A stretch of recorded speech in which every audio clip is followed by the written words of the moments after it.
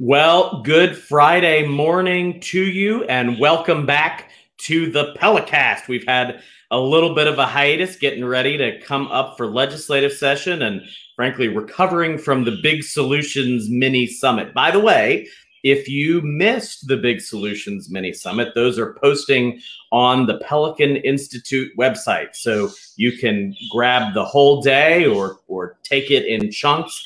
I highly recommend at least going back and watching those keynote speeches from Senator Tom Tillis of North Carolina, former FCC Chairman Ajit Pai, and American Enterprise Institute's Rick Hess. So those are really, really good. I think you'll enjoy them. It's a good primer as we get launched up to session. And that is what we're here to talk about today. John Kay, Vice President for Advocacy, my friend and colleague here at the Pelican Institute. John, good morning in Shreveport. Good morning, Daniel. How are you today? Well, it's a lovely day here in New Orleans. We had the crazy lightning storm come through night before last. Thankfully, that did not repeat itself. How's life in Shreveport? It's good. You did a great job on Kill this morning. Appreciated hearing you and your friendly voice while I was in the vehicle, driving around town, taking in the sights. It's a nice day here right now. It's going to storm here in a little while, so I'm going to enjoy it while I can.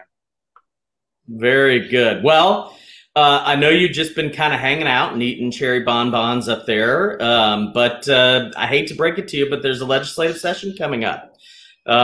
So that's what we're here to talk about. Let's dive in. By the way, if you're watching this, a couple of things before I ask John to sort of give us his overview of priorities in the session. If you're watching this and you want other people to watch it, there's a share button down in the lower right-hand corner. Click that right now, and that'll make sure this pops up in your feed to your friends. Let me just say that if you're watching this, if you're engaged, you're probably the person that your friends and neighbors come to in an election cycle or when constitutional amendments are on the ballot. And so you have a lot of influence in how your friends and families and colleagues think about policy. And now is the time we need everybody engaged as the legislative session kicks off. So I encourage you to hit that share button there in the right-hand corner. Second thing, we're going to be happy to take questions. So if you have some questions for us, please let us know. We're here to talk about what's coming up next week in the session. So we'll be happy to engage if you're watching this live. If you're watching this recorded later on, send us those questions, info@pelicaninstitute.org, or you can just go right to pelicaninstitute.org and contact us, sign up for the newsletter, get engaged. If you haven't been to Pelican Institute's website recently, you're going to want to go. We'll get back to that in a minute. Some new exciting things happening over there. But anyway, to our topic today, John, as you look ahead to the legislative session, what's the priority? How are we thinking about this? What's the big story? I think the biggest thing on everyone's mind is the thing that we've been working towards for so long, Daniel, and that's tax reform. The tax and budget have been the center of conversation in the Louisiana political universe for the last, 6, 7, 8 years. And we've seen tax increases. We've seen the budget grow pretty substantially over that period of time. And I think between the pandemic and what was happening in Louisiana before the pandemic, we're at a really important point in our history here in Louisiana where it's time to make some bold decisions. Not decisions that'll be painful by any means, but decisions that will make Louisiana competitive with states like Texas. I live about 7 miles from the state line, and I grew up here in Shreveport.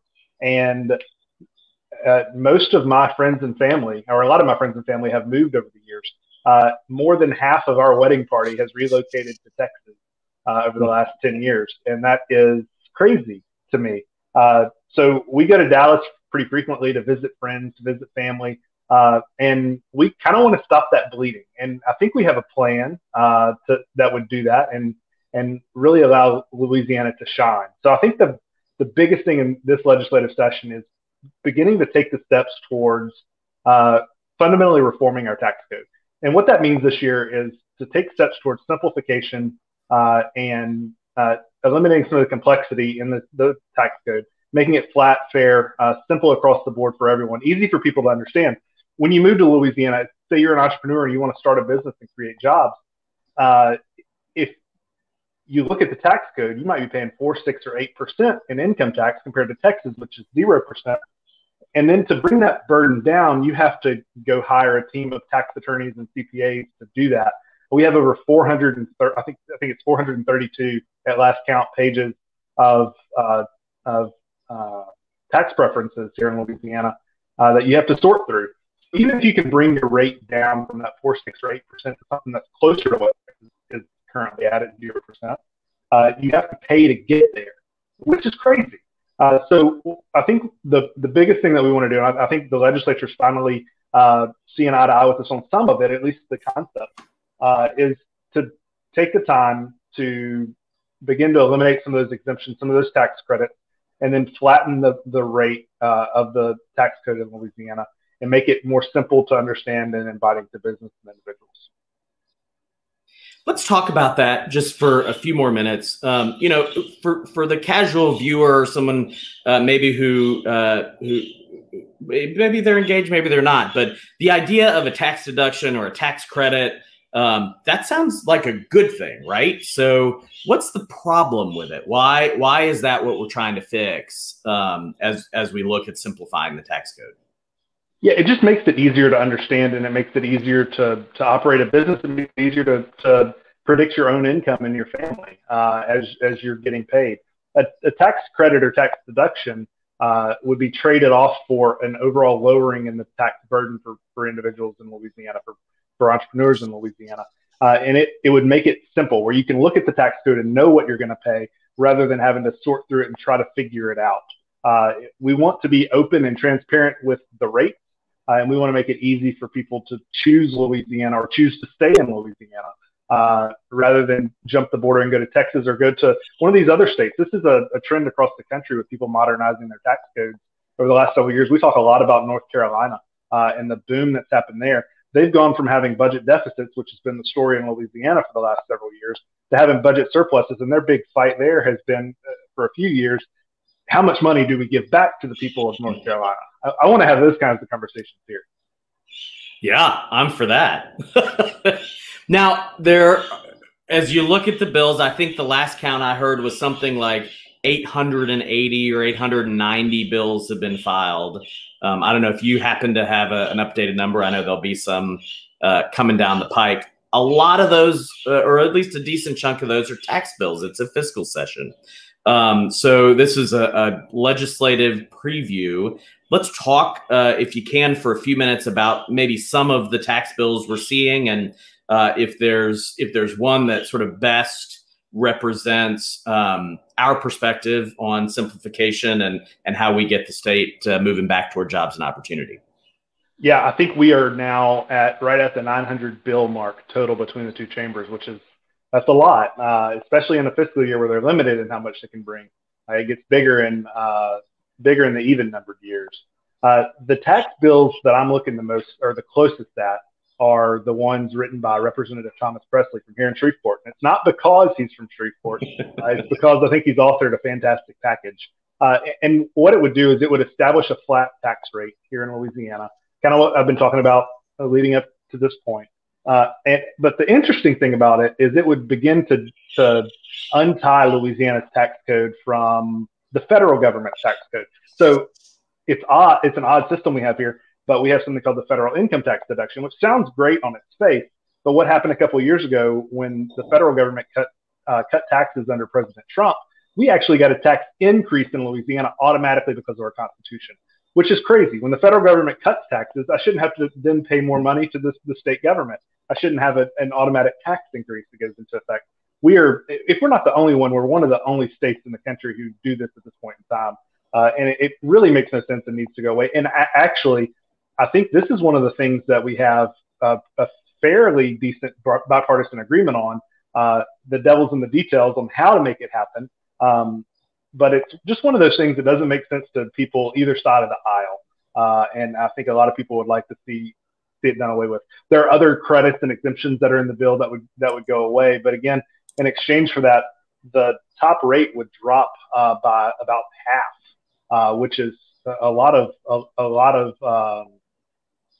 dollars freed up for entrepreneurs to go out and create jobs, more jobs created for people, more money in the pockets of people. And this has been important for years, but it's even more important now. We've been working on the Get Louisiana Working agenda here over the last, I guess, year or more here in Louisiana and at Pelican. And the pandemic has made it even worse. We've lost so many businesses, so many jobs here in Louisiana, small businesses, which are the lifeblood of our community. Now's the time to make it easier for those folks to go out and make it here in Louisiana. I know you're in New Orleans, and y'all have had probably as bad as anybody in the state or in the region, losing those small businesses. These are our neighbors. These are the people who live next door to us, who get up every morning and go to work. They're the restaurants that we eat at. They're the bars that we meet our friends at. And we want to see those places survive. We want to see them thrive. And I think that this package of bills would really take us towards making sure that happens. And Daniel, before you chime back in, I want to remind people, if you have a comment or a question about anything that's happened in the legislative session, drop it in the box below. We'll see it and try to answer it live. Excellent. So the good news, great. Our good friend Thomas Presley is leading the charge on this, and that's exciting. The good news is there's a whole bunch of others, and just we have to sort of dive into the details. But I think worth noting that a lot of legislators get beat up on a lot, and sometimes for good reason. But I want to make sure we give a shout out to those lawmakers who are really putting some ideas forward there and engaged in this. Who are some of the other lawmakers that have filed bills so far to address tax reform? Our friend Mark Wright from Covington, Louisiana, has filed one. Representative Barry Ivy from Central has filed one. Representative Richard Nelson has actually filed a complete repeal of the income tax here in Louisiana, among other things. He's from the North Shore as well, Mandeville, I think. And then there are other packages of bills that are coming that I think we're looking at and excited about too. Those are, I think Representative Neil Reiser from Northeast Louisiana has one that it makes some changes that I think we're curious to see what that package ends up looking like. And Representative Stuart Bishop. And I think some of the leaders in the legislature who have kind of been starting the conversation among their colleagues have been Representative Stuart Bishop and Senator Brett Allen. So I want to applaud those guys. This is it's a huge undertaking. It's very complex and difficult to understand. And the fact that they care about it and really want to start the conversation around it here and make it if not the biggest part of this legislative session, one of the biggest parts of this legislative session, I think shows that we've come a long way over the last few years. No question about it. And Representative Philip DeVilliers, I believe, also has some bills filed on tax reform, worth giving him a shout out. And the Speaker has weighed in. Certainly a big issue of streamlining sales tax collection. That'll be certainly a big topic of conversation. And I'll just want to add too, my thanks and gratitude to all of those folks and the chairman of the taxing committees on both sides, as you mentioned, Chairman Brett Allen and Stuart Bishop on the House side have put a lot of work into this. And so I'm excited. I think this is, I know it's tax reform can get a little wonky and crazy, but this will be a fun and engaging issue. And you may hear, by the way, we've gotten some word. My birds are making an appearance on this, or I should say my 10-year-old's birds. And I swear I had nothing to do with naming them, but their names are Ronald Reagan and Superdome. So go figure. So they are apparently very happy to be on the Pelicast this morning.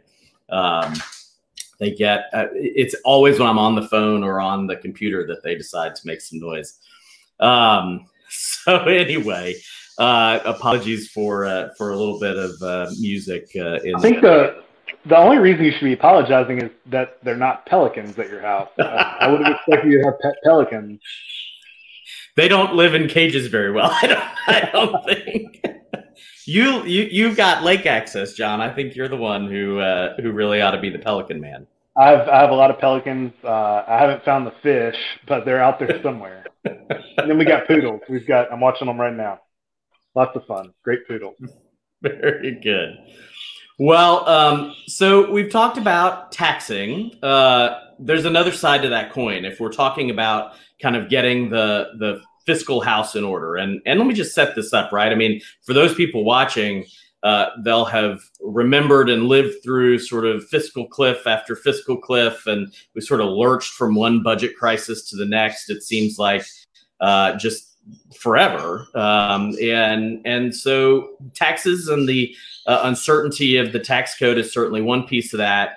But spending is the other, right? So what will be on the legislature's agenda when it comes to sort of reining in those wild swings in spending? So House Bill 273 by Representative Bo Boye. This was known as Constitutional Amendment number 4 last year. We're going to take another go at it this year. But what this would do is it would currently, right now in Louisiana, the legislature and governor, if they wanted to, on a whim, they could increase the size of the state budget by billions of dollars in a single year, which is a lot of money. What we want to do is we want to reset the expenditure limit, and we want to restrict the growth of government to where it can only grow based on a few factors that I don't have in front of me right now, so I'm going to probably miss a couple of them. But it's important things like the rate of growth of the economy in Louisiana, so state GDP, the rate of personal income growth in Louisiana, the regional inflation rate, and there's a couple others I'm sure you could probably help me out with. And population growth or shrinkage as well. So the important takeaway from that is, stop laughing at me, Daniel. The important takeaway is that we would tie the growth of the state budget to the size of Louisiana, the growth or shrinkage in Louisiana on a dollars and cents level and on a people level. So we tie it to important economic factors to make sure that government's not growing outside of its means, to make sure that it's not overly restrictive, but it provides guardrails that protect the taxpayer and make sure that any increases in state government in the future are tied to overall economic indicators that are important here in the state.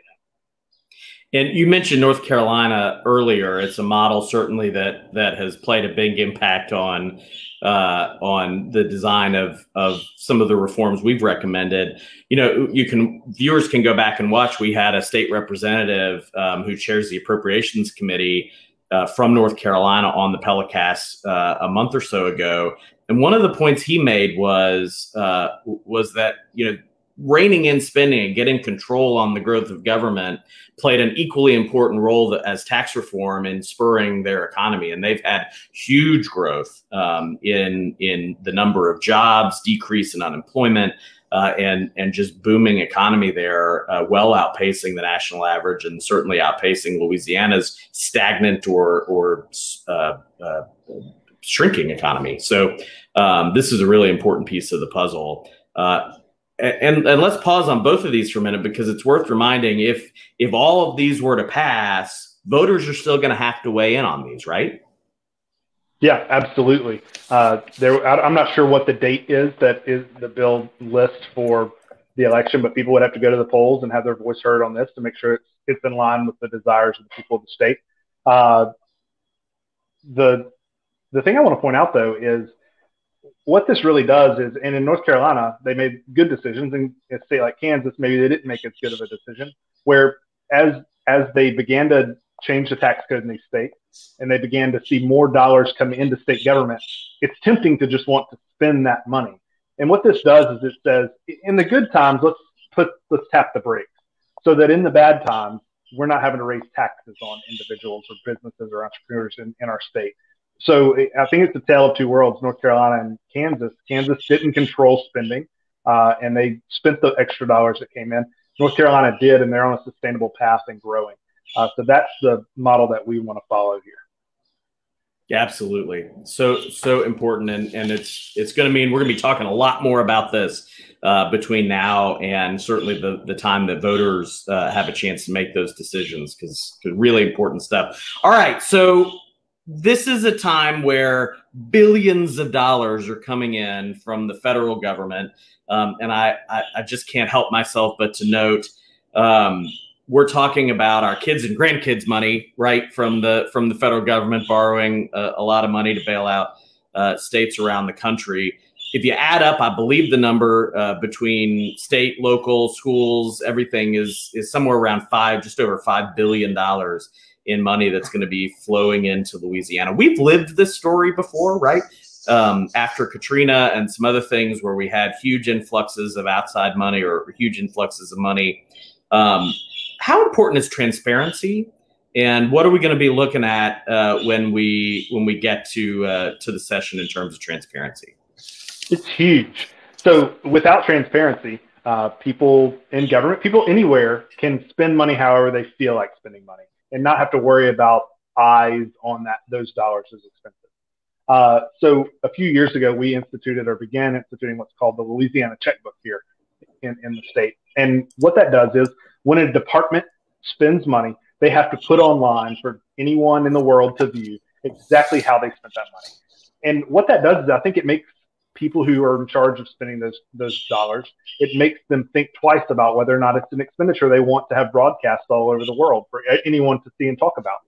What we want to do this year is we want to look at those school boards and say, you know, we're having all this extra money come in. We spend over $13,000 a year per student here in Louisiana on education. We want to make sure those dollars are being spent responsibly, and we want to make sure that the people who are spending them are accountable for that. So one of the bills we're supporting is House Bill 38 by Representative Rick Edmonds. And this would do one really important thing. It would make it to where school boards, as they spend dollars, have to post that information online. It doesn't tell them how they can or can't spend the money. It doesn't change the amount of money that they're getting. What it does is it says, when you spend your money, you have to tell the people who gave it to you how you spent it. You have to tell the taxpayer how you spent their money. It's a very simple concept. It's a good government concept. And I hope to see it just sail through the legislature this year. We did a poll, which we haven't released yet, but I'll tease it a little bit. It'll be coming out in the coming days. A lot of people in Louisiana agree with this. A lot of people, like almost everybody in Louisiana thinks this is a good idea. So we have a poll coming out. We'll share that with everybody soon. But I've actually never seen a poll come back with such strong results on an issue in my entire career. So I'm really excited to share that with the public and get people, inform people about exactly what their neighbors are thinking, which is teaser exactly what they're thinking, that this is a great idea. So I really applaud Representative Rick Edmonds for taking on this piece of legislation. It's one of the ones I'm most excited about, and really excited to see. Again, we got a lot of votes for transparency in the past. I hope we get a lot of votes and a governor's signature on this one as well. Absolutely. And just, again, it's over $1 billion in extra money going into the school system this year. And, I always like to say the very least I think we can expect of government is for them to tell us how they're spending our money. And so this is one of those areas, one of the least transparent areas of government spending, taxpayer spending in the state. And kudos to Representative Edmonds for driving this measure. Okay, we're on education.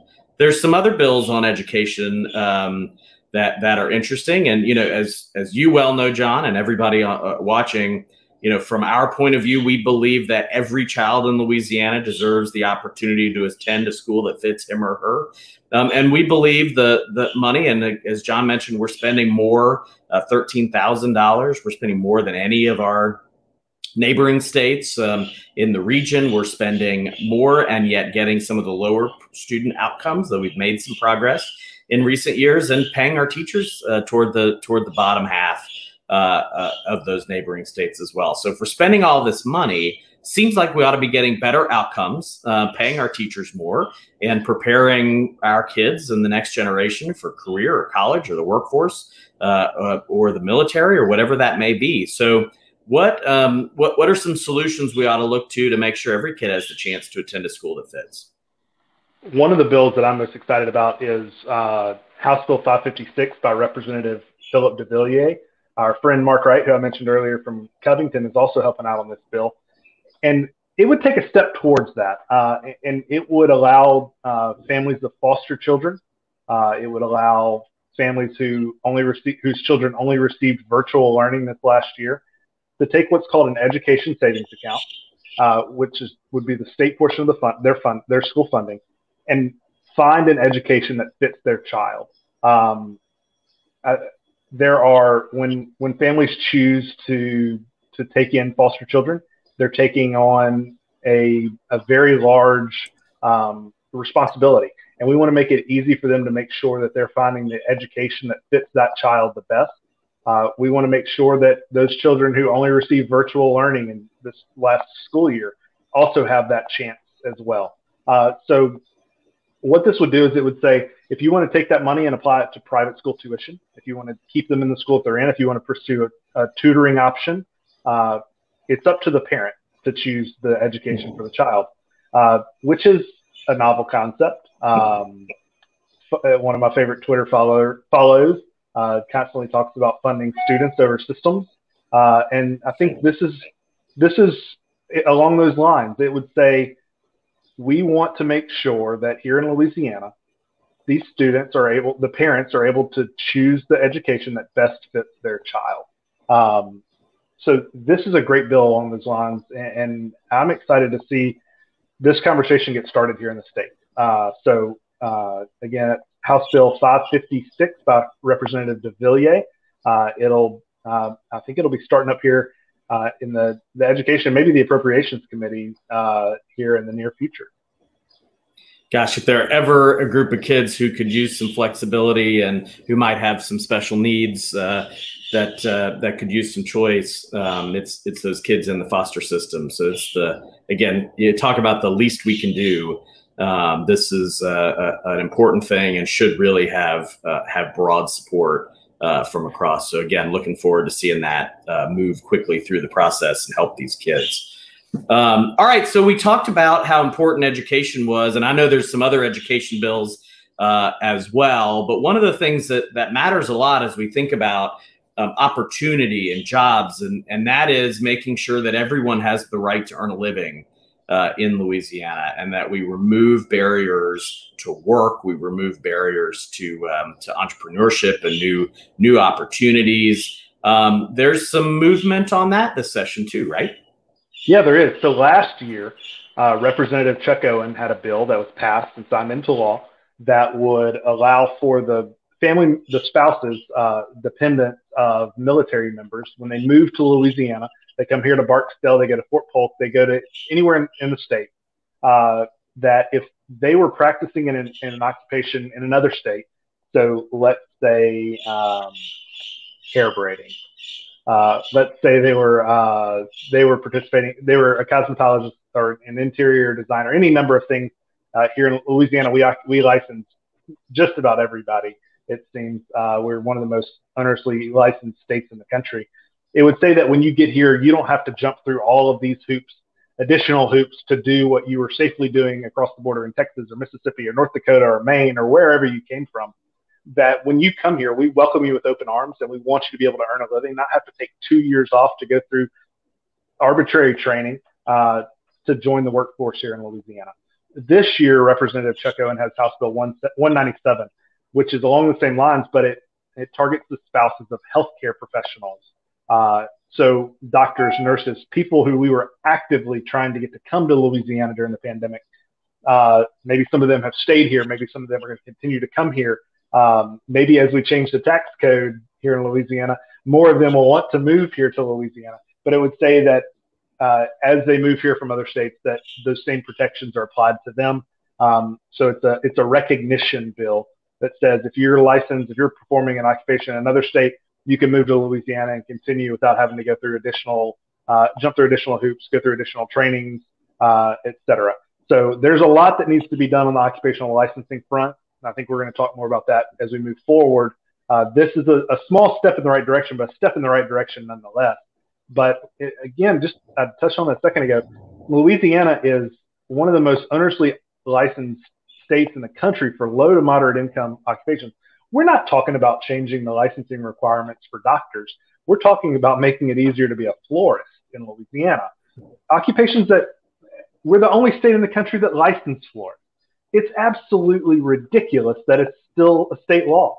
But nonetheless, it's still a state law, and you have to go through a licensing process to be a florist in Louisiana. You have to go through a licensing process to be an interior designer in Louisiana, a tree trimmer, a home entertainment installer, a hair braider, a cosmetologist, a barber. A lot of things that maybe at first blush you wouldn't think you have to go through a training to be able to do in Louisiana. But the title of a bill that we've both been watching across the country is the right to earn a living. It seems like a simple concept. If you want a job and you can perform the job and do a good job, I'm going to hire you to do it. And I shouldn't have to look to the government to tell me whether or not you're qualified to do this job. So we want to apply those types of protections to more people in Louisiana, make it easier for everybody to work. This is, again, is a small step in that direction, and we're going to talk more about big steps in the very near future. Absolutely. As you noted, if we do all the other things we're talking about, we are going to have an influx of our friends and kids and grandkids coming back to the state. We want to make sure they can actually do the jobs that are needed and that they want to do. And a lot of these, as you note, are pathways out of poverty. They're steps up the ladder of economic mobility. In fact, there's a recent study by the Pelican Institute out of Washington, D.C. that noted there's a direct connection between the onerous nature of occupational licensure laws and economic mobility. So the more licensure laws we have, and we have some of the worst in the country, the harder it is to break out and move up the economic ladder and pursue that opportunity. If there's anything we can all, from left, right, across the spectrum, come together to say this is important, surely that's it. And winning requires sort of pushing back against an entrenched status quo who benefits off of those rules. So important work. Another issue that's going to be really important as we're bringing people back to Louisiana and revving up our economy, bringing more jobs, is infrastructure. And this obviously has been a big topic of conversation all around the state and for a lot of years. So, John, I know this is a favorite topic of yours. What are we going to see on making sure we can upgrade and maintain our state's infrastructure and get some reform into that system? Goodness, this issue really gets my goat, Daniel. We've talked a lot about the gas tax, and we've talked a lot about the potholes and the problems in Louisiana infrastructure. We talked about the backups in the Mississippi River Bridge and Baton Rouge. And the answer always seems to be, well, we got to raise the gas tax if we want to do anything to fix it. That's not the only answer. In fact, that's among the worst answers that we could have. It seems like the gas tax is probably not going to go anywhere this legislative session. I'm happy about that. But there is a bill that's out there that's active that is getting more traction. You've probably heard me mention his name a couple of times on the Pelicast. He's probably, I bet his ears are burning. Let me see if he's been texting me. Is Representative Mark Wright. He has House Bill 40, which would modernize state infrastructure spending. When you go and you buy a gallon of gas, you spend 20 cents in state gas tax dollars every gallon that you pump, for a total of 38.4 cents. When you pump every single gallon of gas that's wrapped up in that number on the big board, you spend 38.4 cents of that, regardless of the price of the gallon of gas, is taxed. 20 cents goes to the state, 18.4 cents goes to the federal government. Still don't know how you divide a penny into 4/10, but whatever. Anyway, so this bill would say these dollars that are spent on the gas tax would strictly be spent on road and bridge construction and maintenance in Louisiana. That's it. We wouldn't spend it on salaries. We wouldn't spend it on benefits. We wouldn't spend it on any other overhead. The dollars would only be spent on road and bridge construction in Louisiana. It's actually a shame.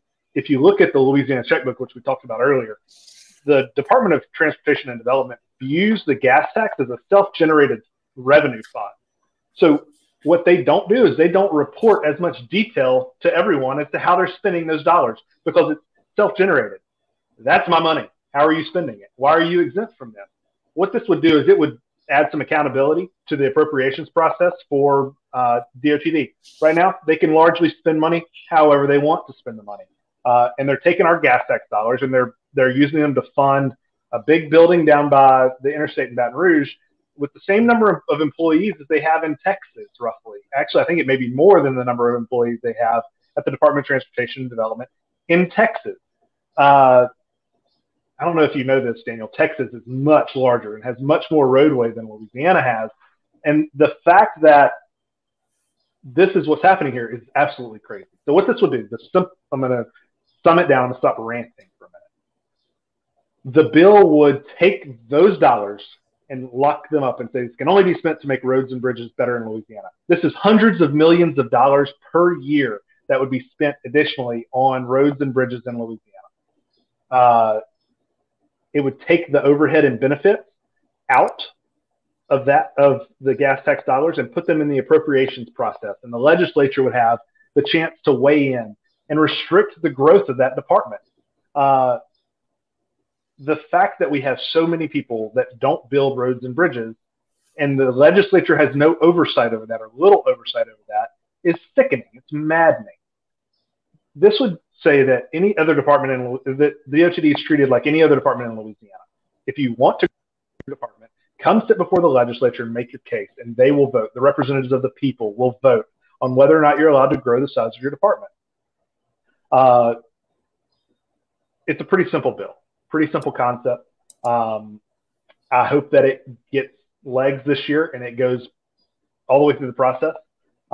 It would make it to where we don't have to have a conversation about raising the gas tax anymore. We can apply $400, $500 million per year towards these projects. So it's a very important piece of legislation. It's one I'm really excited about, and can't wait to help out Representative Wright on it. And John has written about this, another plug to get over to the Pelican Institute website, and we'll drop a link to that in the comments about ways to improve infrastructure without raising the gas tax. You know, and it's important to remember, John, I think, you sort of allude to this, but this is like the worst way to fund our infrastructure. And it's one of the most important, things the government does. Is build roads and bridges and maintain infrastructure, and we do a poor job of it. The structure is, we talk about this a lot. We're not maligning the men and women who are doing this work in any way, but the structure is broken, and it takes a lot of political will and effort to change a structure. But those are the kinds of reforms that are necessary. A fun fact for those watching, because I suspect a lot of people across Louisiana don't even realize that their gas tax is not going entirely to build roads and bridges. That's the entire promise. They call it a user fee, right? But a fun fact, at the federal level, when they first built the Eisenhower interstate system, the original plan that had pretty broad support, it was recognized as the best way to fund a road system, was to do a real user fee, right? Which was to do tolling. And I realize that can be unpopular. I think it's unpopular mostly because people think they're already paying for it in the gas tax. If we could swap out an inefficient gas tax for a much more efficient actual user pay system. The only reason they didn't ultimately build the federal interstate system with a gas tax, with a tolling system, is at that time it was too expensive to collect the tolls. You had to have people in toll booths and everything else. That's just not the case anymore. If you drive through, you mentioned Dallas, if you drive through Dallas or Houston or Miami or places all around Florida, Indiana, other places around the country have really taken advantage of public-private partnerships, which bring market forces into this and allow it to be actual user pay systems. It's far more efficient. It's far more effective. We've got to rethink really fundamentally how we pay for and drive infrastructure. But I fully agree. Mark Wright's bill is a really important first step toward getting some reforms, at least in the current system. Absolutely. So there's a lot as well around, we talk about infrastructure, but that also means some emerging technologies, especially as folks are working from home more. And frankly, there's just new ideas and new technology that state government has not contemplated before, and a whole new, we talk a lot here at the Pelican Institute, and I encourage you again to check out the Pelican Center for Technology and Innovation Policy. And John's and my colleague Eric Peterson, I know, will have some Pelicast coming up. You've seen him on here before about some of these. And John's holding a drone, and that's something. Look, I talk about this a lot. I watched the Jetsons growing up, and I was promised flying cars. I was expecting by this point to have flying cars, and the world's going to look a lot different. But it's not, and here we are. But we have drones, and there's laws that need to be contemplated. Talk a little bit about that, and maybe some other of these things that we're working on to make Louisiana the most innovation-friendly state in the country. Yeah, so we have one bill. I'm trying to fly this thing right now, but maybe if the drone highways were better outlined, it would fly. Yeah, this is bad for PR. I think it needs a new battery. Oh well, we'll try it again later on.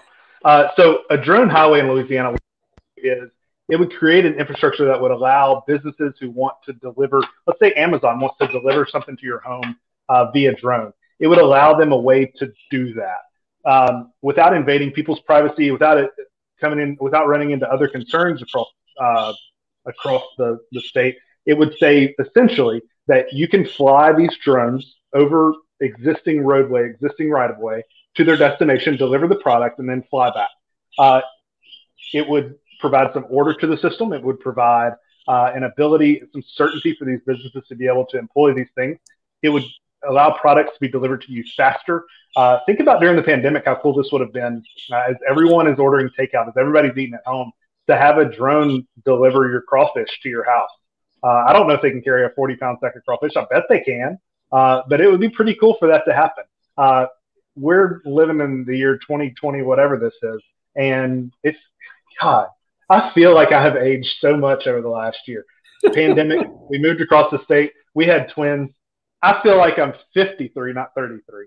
But that said, this would allow our lives to be easier, to be made easier. It would allow a place where people who want to test new technology can come and do that. Where if they want to implement the use of new technology, they could come and do that.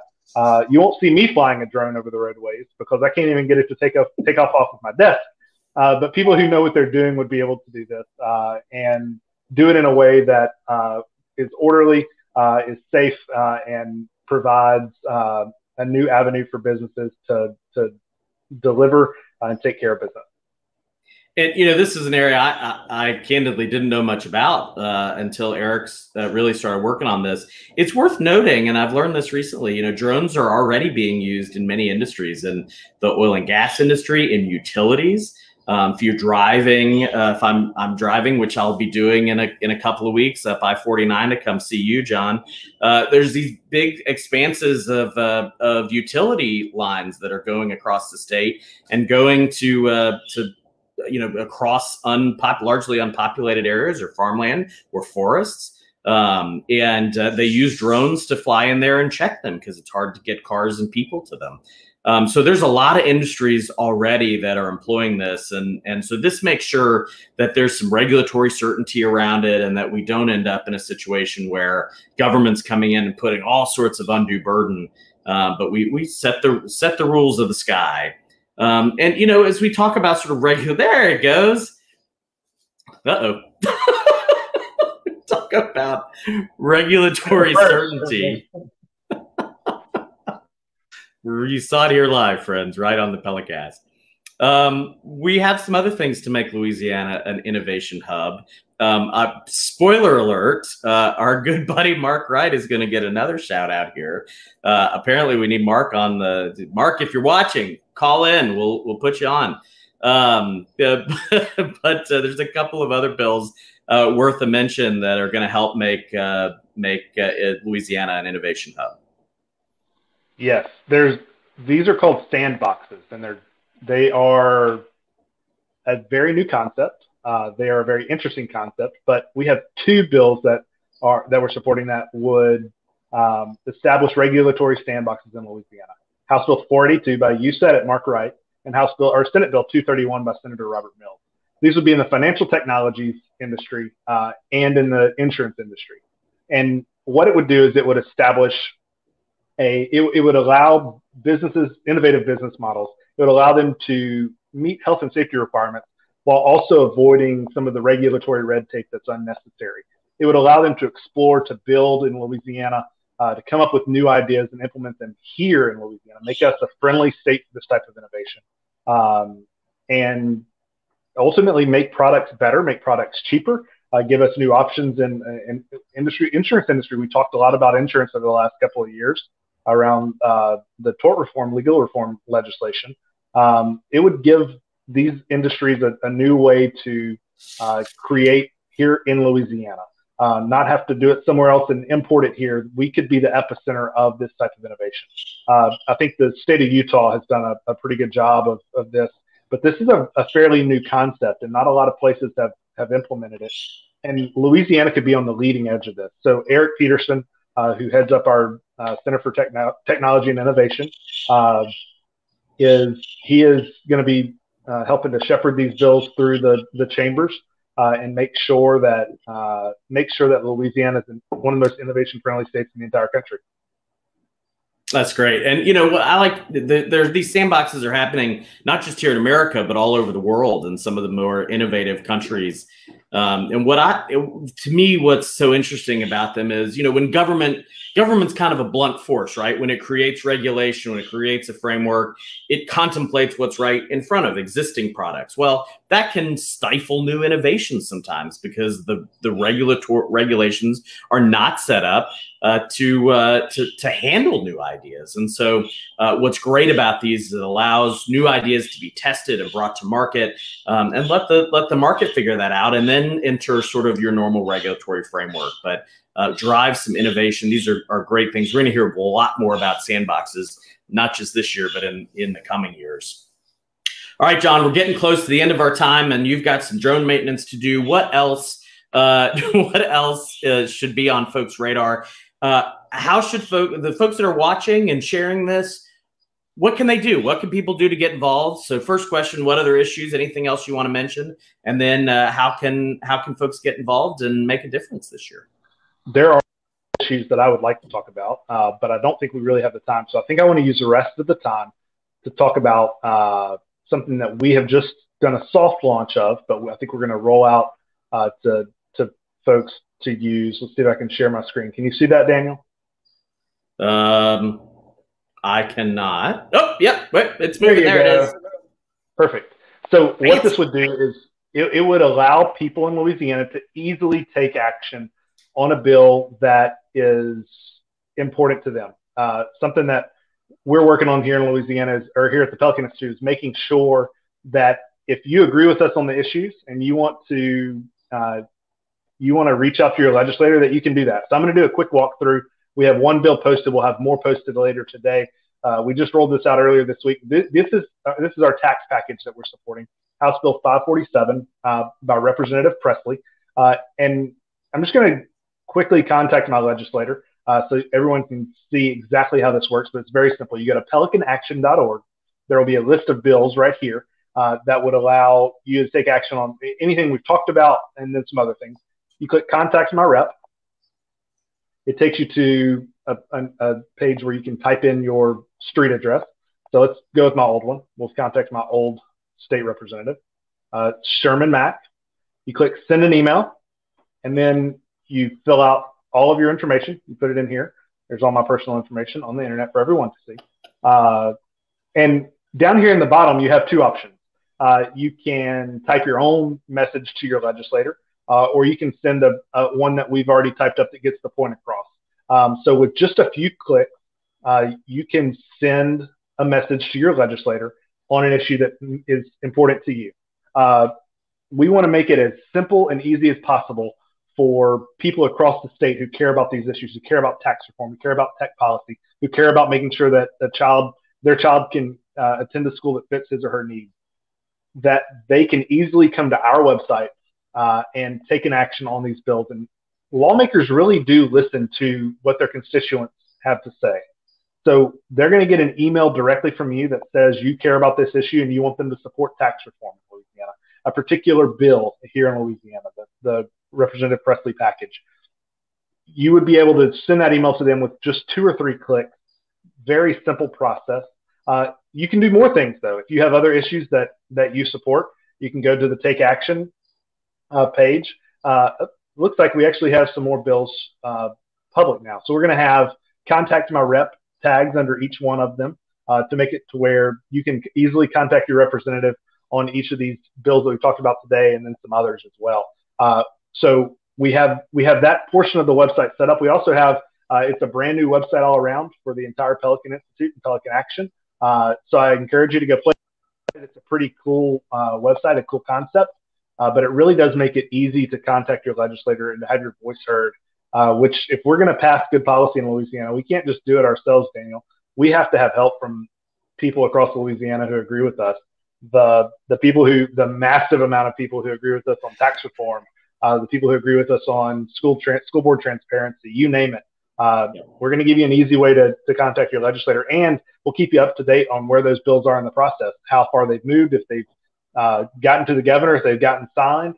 We'll keep you updated. And make sure you sign up for our newsletter, because we're going to be very interactive this year and keep people up to date to make sure that that you're in the know and you have the information at your fingertips, easily accessible every week as session starts up on Monday. So I encourage you to go to pelicanaction.org, take a peek at the Take Action Center, contact your legislator on tax reform today, and we'll have more up later this afternoon for you to contact folks on.